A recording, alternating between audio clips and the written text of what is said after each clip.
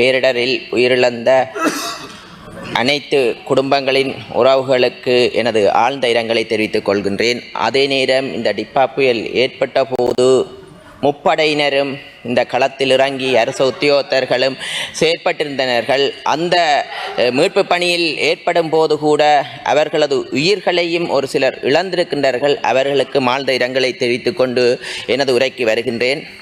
நான் யாழ் மாவட்டம் என்ற வகையில் யாழ் மாவட்டத்தில் மொத்தமாக இருக்கின்ற குடும்பம் 2,13,391 குடும்பங்கள் யாழ் மாவட்டத்தில் வசிக்கின்றனர்.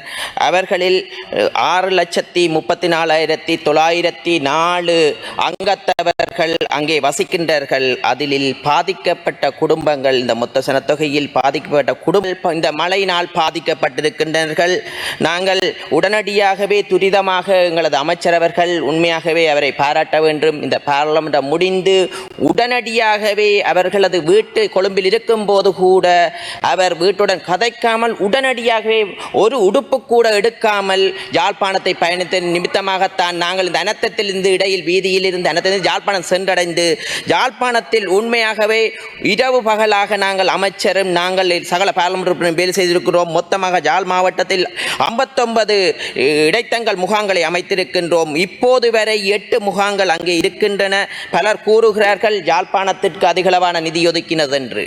ஆனால் நாங்கள் ஒன்றை கூறுகிறோம், அனைத்து பிரதேசங்களுக்கும் ஒரே சமமான ஜனாதிபதி நிதிகளை ஒதுக்கி இருக்கின்றார். அந்த வகையில் நாங்கள் யாழ்ப்பாணத்தில் உண்மையாகவே நாங்கள் வீதத்தை பார்க்கும்போது பாதிக்கப்பட்ட வீதத்தை பார்க்கும்போது யாழ் மாவட்டத்தில் 8.48 வீதம் மக்கள் யாழ் மாவட்டத்தில் பாதிக்கப்பட்டிருக்கின்றார்கள். அதே போன்று கிளிநொச்சி பிரதேசத்தில் மக்களின் சனத்தொகையானது 1,35,000 மக்கள் தொகை குடும்பங்களை கொண்டுள்ளது.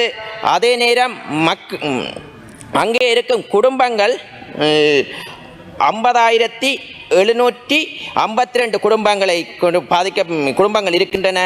அதில் பாதிக்கப்பட்ட நபர்கள் 28,093 நபர்கள் பாதிக்கப்பட்டிருக்கிறார்கள். குடும்பங்கள் 8,778 குடும்பங்கள் கிளிநொச்சியில் பாதிக்கப்பட்டிருக்கிறார்கள். கிளிநொச்சியில் பாதிக்கப்பட்ட வீதம் 20.8 வீதம் கிளிநொச்சி பிரதேசத்தில் அங்கே இருக்கும் சனத்தொகையில் பாதிக்கப்பட்டிருக்கிறார்கள். அந்த வகையில் அனைத்து பிரதேசங்களுக்கும் ஒரே விதமாக இந்த நாட்டின் தலைவர்கள் சேவை செய்கின்றார்கள். அதை நாங்கள் வாழ்த்த வேண்டும்.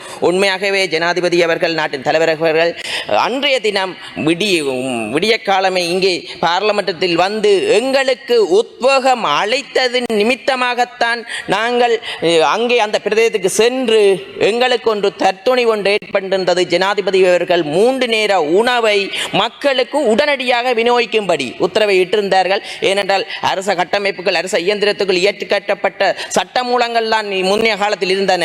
அந்த சட்டமூலங்களில் ஒரு சில பொருட்களை கொள்முதல் செய்ய முடியாது. அந்த வகையில் நாங்கள் அங்கே சமைப்பதற்கு கூட விறகில்லாமல் இருக்கும்போது உடனடியாக கிளிநொச்சி மாவட்ட தலைவரிடம் நாங்கள் கூறியிருந்தோம், கேஸ் சிலிண்டரை வேண்டிக் கொடுங்கள் சமைப்பதற்கென்று. அப்போது அவர்கள் கூறியிருந்தார்கள் இந்த கேஸ் சிலிண்டர் வேண்ட முடியாது என்று. உடனடியாக நாங்கள் சொல்வோம், இல்லை வேண்டுங்கள் பிறகு பார்ப்போம், அல்லது நாங்கள் நிதியை ஏதாவது வகையில் திரட்டி தருகிறோம். அந்த வகையில் நாங்கள் அந்த நடவடிக்கையை அமைச்சரினூடாக நாங்கள் எடுத்திருந்தோம். பலர் விமர்சனங்களை செய்கிறார்கள். உண்மையாகவே நாங்கள் விமர்சனம் செய்வர்களிடம் நாங்கள் ஒன்றை கூறுகிறோம், நாங்கள் எங்கள் நாட்டு ஜனாதிபதியவர்கள் நாங்கள் கூட நினைக்கவில்லை கல்விக்கு 25,000 ரூபாய் கொடுக்க வேண்டும் அந்த வகையில் கொடுத்திருந்தார்கள். அதே போன்று நாங்கள் ஒன்றை கூறுகின்றோம், உண்மையாகவே முப்படை வீரர்கள் இனவத பேதமின்றி எதிர்க்கட்சி உறுப்பினர்களை கூட காப்பாற்றி இருக்கிறார்கள். நான் ஒன்றை கூறுகிறோம், அந்த மழை நேரங்களில் கூட உயிரிழந்தவர்களை நினைவு கூற யாழ்ப்பாணத்திற்கு வந்துவிட்டு திரும்பி அவரது குடும்ப மழையில் வெள்ளத்தில் பாதிக்கப்படும் என்று குடும்ப உறவுகளுக்கு தான் தெரியும். அந்த உணர்வு இந்த பார்லிமெண்ட் உறுப்பினர் தெரிகிறது.